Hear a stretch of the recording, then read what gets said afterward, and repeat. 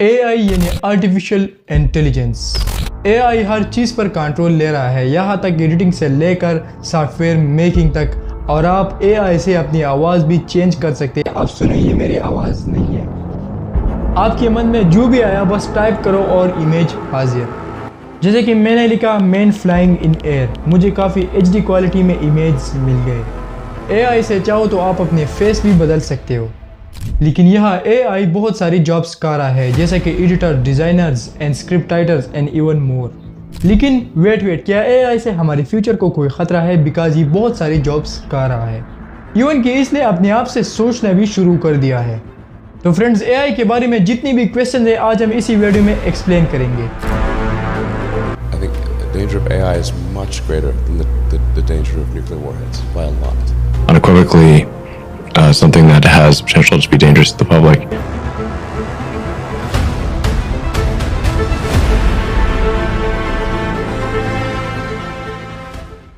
पहले बात करते हैं कि एआई यानी आर्टिफिशियल इंटेलिजेंस है क्या। एआई हमारी डेली लाइफ में बहुत सारी प्रॉब्लम्स सॉल्व करता है, जैसे कि कैलकुलेटर का एग्जांपल लीजिए। ईमेल्स भेजने का, 1 क्लिक से मनी ट्रांसफर एंड डिपॉजिट। पहले ज़माने में लोग एक दूसरे को ख़त भेजते थे और अब व्हाट्सअप और ईमेल जैसे एप्लीकेशन आपके टाइम को बचाते हैं। टेस्ला कार को देखिए, वो भी एक एआई मशीन है जो अपने आप ही चलती है।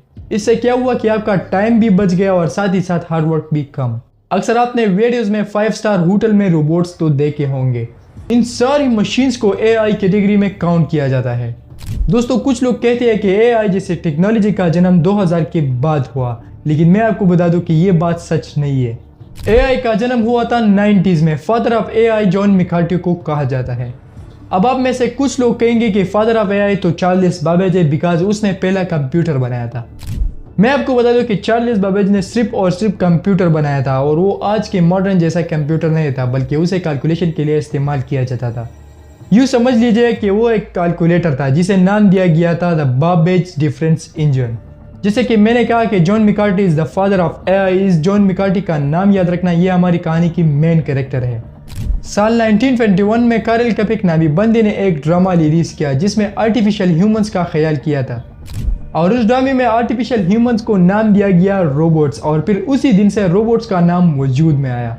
साल 1921 में एक जापानीज प्रोफेसर ने एक रोबोट बनाया जिसे नाम दिया गया गाकू टेंसुको। बड़ा ही अजीब नाम है। साल 1949 में एक कंप्यूटर साइंटिस्ट एडमंड कार्लसन ने एक किताब पब्लिश किया जिसका नाम था द मशीन दैट थिंक, जिसमें ऐसी मशीन का जिक्र किया गया था जो हमारी दिमाग की तरह सोचते हो। लेकिन इसके बाद साल 1950 से लेकर साल 1956 में एआई का जन्म हुआ। 1955 में जॉन मैकार्टी ने एक वर्कशॉप खोला जिसे नाम दिया गया आर्टिफिशियल इंटेलिजेंस, और फिर इसी दिन से आर्टिफिशियल इंटेलिजेंस नाम वजूद में आया।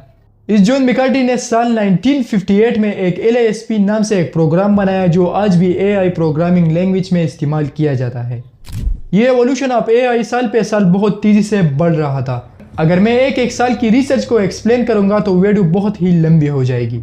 इसके बाद 1980 से 1987 में एआई बहुत ही पीक पर चला जाता है। हर कंप्यूटर साइंटिस्ट और हर कंट्री ऐसा एआई मशीन बनाना चाहते थे जिसका नाम एआई हिस्ट्री में लिखा जाए। साल 1981 में जापानीज गवर्नमेंट ने $850 मिलियन एक ऐसी मशीन बनाने में लगा दिए जो इंसानी लैंग्वेज में बात कर सके। उस वक्त के $850 मिलियन आज के $2 बिलियन से भी ज़्यादा है। दोस्तों, $2 बिलियन उन्होंने ऐसे खर्च कर दिए जो आज हमें फ्री में मिल रहा है ChatGPT की मदद से। इस ChatGPT की बाद में बात करते हैं। साल 90s के हर साल में एआई बहुत ही तरक्की कर रहा था। साल 2000 के बाद एआई इंटरनेट में भी आना शुरू हुआ। अब तक एआई हमें प्रैक्टिकल देखने को मिल रहा था, अब इंटरनेट में भी आना शुरू हुआ। साल 2026 में फेसबुक, नेटफ्लिक्स और ट्विटर जैसे बड़ी कंपनीज ने एआई को अपने एड्स में इस्तेमाल करना शुरू कर दिया ताकि वो यूज़र को अट्रैक्ट कर सके।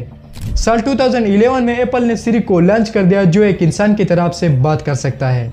इसके बाद सिरी पहला फेमस वर्चुअल असिस्टेंट बन गया। यहाँ पर और भी एआई चीज़ें लॉन्च हुई थी 2012, 13, 14 एंड 15 एंड इवन मोर, लेकिन वो बहुत ज़्यादा इंटरेस्टिंग एंड मशहूर नहीं थे। लेकिन नवंबर 2022 में ChatGPT 3.5 वर्जन रिलीज हुआ तो इसने दुनिया में हलचल मचा दी। ये हूबहू इंसान जैसा ही बात कर सकता है। मैंने इस ChatGPT से पूछा how to become a youtuber, इसने मुझे एक इंसान की तरह ट्रीट किया। ओपन एआई इसके अलावा इमेज भी क्रिएट कर सकता है, चाहो तो आपकी वीडियो पे सबटाइटल भी लिख सकता है। ये आपकी वीडियो एडिटिंग में भी बहुत ज़्यादा हेल्प करता है। अभी हाल ही में रिबन ने मेटा ग्लासेस को लॉन्च किया। The next generation of Ray-Ban Meta smart glasses.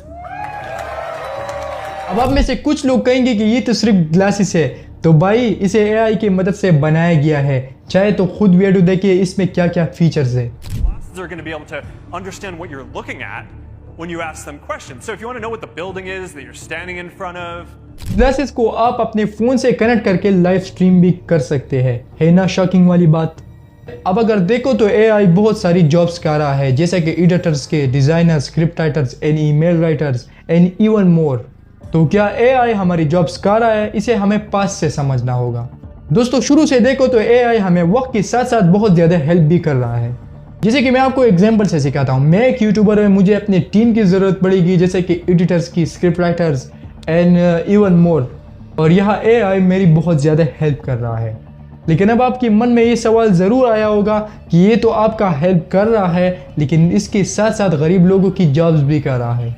अब देखो दोस्तों, ये नौकरियां कर रहा है, लेकिन साथ ही साथ नई नौकरियां भी ला रहा है। जैसे कि पहले लोग घोड़ा गाड़ी चलाते थे, लेकिन अब टैक्सी चलाते हैं। अब आप मेरी बात से समझ चुके होंगे। अब आपके मन में ये सवाल ज़रूर आया होगा कि एआई कैसी नौकरियां ला रहा है। फॉर एग्जाम्पल, इस एआई ने तो डिजाइनर्स का जॉब कर लिया, लेकिन इस एआई को भी इंस्ट्रक्शन की ज़रूरत पड़ेगी ना, कि एक इंसान इसको इंस्ट्रक्शन दे कि मुझे ये चाहिए। वर्ल्ड इकोनॉमिक की वेबसाइट में उन्होंने एक आर्टिकल लिखा था कि 2025 तक एआई 85 मिलियन जॉब्स का लेगा, लेकिन ये भी बताया था कि ये 97 मिलियन जॉब्स जॉब मार्केट में ला देगा। लेकिन इन नौकरियों को लेने के लिए आपको एआई को सीखना पड़ेगा। जैसे कि आपको कंप्यूटर की नौकरी चाहिए, तो आपको कंप्यूटर की नॉलेज तो आनी चाहिए ना। दोस्तों अगर एआई पर काम करना चाहते हो और एआई को सीखना चाहते हो, तो यूट्यूब पर बहुत सारे कोर्स है फ्री में, जाके आप देख सकते हैं। अब इन सारी बातों से ये साबित होता है कि एआई तो पुरानी जॉब्स कर रहा है, लेकिन साथ में सिंपल और आसान जॉब्स ला रहा है। दोस्तों आई होप आप एआई के बारे में जान चुके होंगे। वीडियो कैसी लगी कमेंट सेक्शन में ज़रूर बताना, और वीडियो को लाइक और चैनल को सब्सक्राइब करना ना भूलें। मिलते हैं नेक्स्ट वीडियो में, तब तक के लिए गुड बाय।